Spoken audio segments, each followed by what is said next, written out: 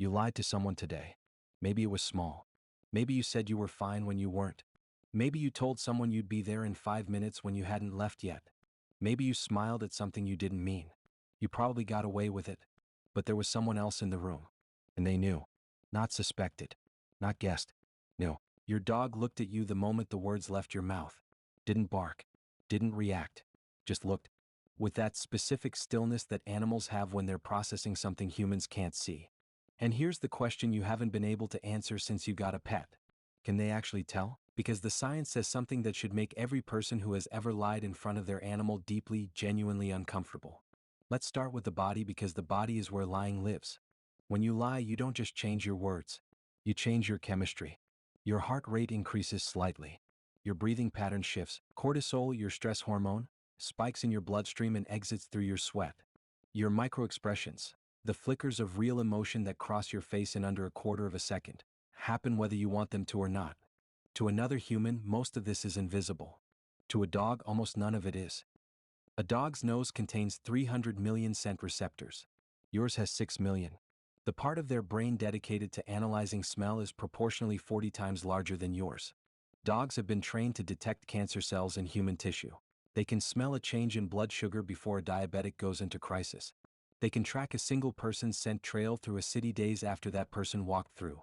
So when your cortisol spikes because you just said something untrue, your dog smells that, not metaphorically, chemically, specifically, the exact hormonal signature of stress and deception rising in your blood. They don't know the word lie, but they know that smell. And they know it means something between what you said and what is true is not the same thing. In 2021, researchers at Queen's University Belfast ran a study that directly tested whether dogs could detect human deception. Here's how it worked. A researcher showed a dog where a treat was hidden. Then the researcher either told the truth, pointing correctly to where the treat was, or deliberately lied, pointing to an empty container. After being deceived once, dogs stopped following the researcher's signals almost entirely. They didn't get confused. They didn't keep trying. They made a decision. This person cannot be trusted. And they acted on it. But here's what made the study remarkable. The dogs who were deceived didn't just ignore that researcher. They actively sought guidance from a different person in the room. Someone they hadn't met. Someone who had given them no reason to trust them. Someone who was simply not the liar. They transferred their trust. Deliberately. Based on a single deception. That requires something significant. It requires the dog to have built a model of that researcher as an individual. To update that model based on new information. To then compare individuals and make a judgment call about reliability. That is not animal instinct. That is something uncomfortably close to social reasoning. And dogs aren't the only ones doing it. In 2011, a study at Kyoto University tested whether dogs would continue following instructions from someone who had proven unreliable. They wouldn't. The moment a human demonstrated deception, the dogs discounted everything that person communicated afterward. One lie. Permanent consequence. Horses have lived alongside humans for 6,000 years. And in that time they have developed something researchers call emotional cross-referencing. The ability to match your facial expression against your body language against your vocal tone and flag when something doesn't line up. In 2016, researchers at the University of Sussex showed horses photographs of human faces, angry and happy, while playing voices that either matched or contradicted the expression. When the signals conflicted, happy face, angry voice, or vice versa, the horses responded with elevated heart rate and increased vigilance. They weren't just reading your face, they were fact-checking it against everything else you were broadcasting. And when the story didn't add up, when what your face said and what your voice said were telling different things, they noticed. They flagged the inconsistency. They knew something was off. Cats are more complicated and somehow more unsettling. A 2019 study found that cats closely monitor their owner's emotional state and adjust their own behavior based on it. But unlike dogs, who respond to almost any human's distress, cats respond almost exclusively to their specific person. Which means your cat has been building a detailed behavioral map of you specifically. Your normal, your baseline. Every time you walk in that room, every expression you make, every tone of voice you use, your cat has been cataloging it. Building a model of what you look and sound and smell like when everything is true. So when something changes, when the smile doesn't reach your eyes, when the voice is slightly too high, when the cortisol underneath your words doesn't match the calm you're performing, your cat notices, not because it understands deception philosophically, because you don't match your own pattern.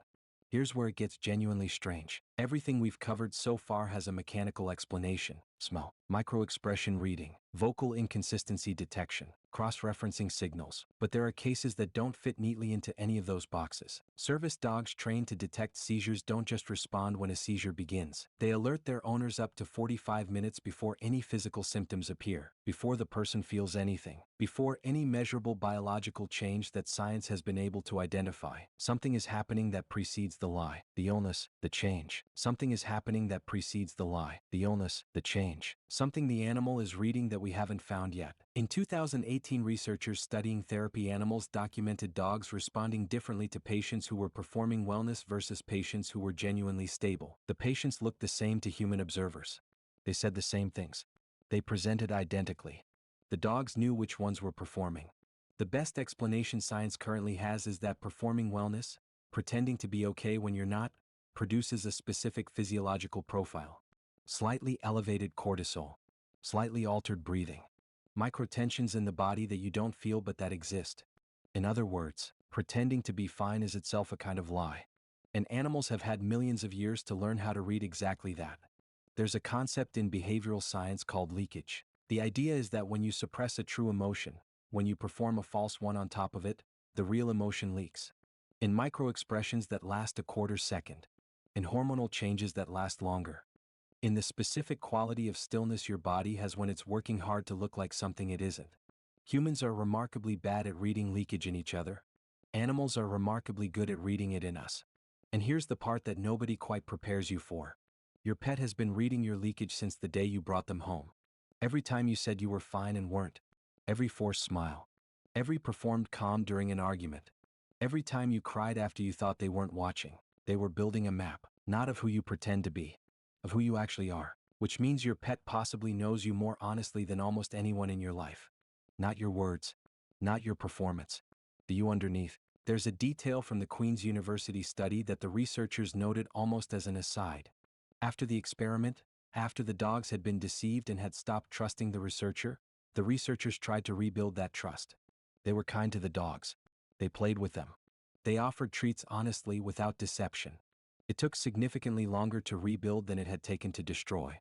One lie. And the animal's internal model of that person had fundamentally shifted. Not forgotten. Not forgiven quickly. Just updated. Permanently. Based on evidence. There's something almost embarrassing about that. That a dog applies a more rigorous honesty standard to the people in its life than most people apply to each other. That it tracks. That it remembers. That it updates its model of you based on whether what you project matches what you are.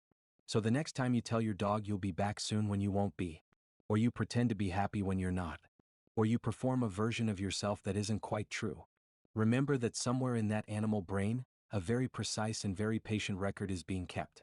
Not of your lies, of the distance between your lies and the truth. And that distance, it turns out, is something they have always been able to smell.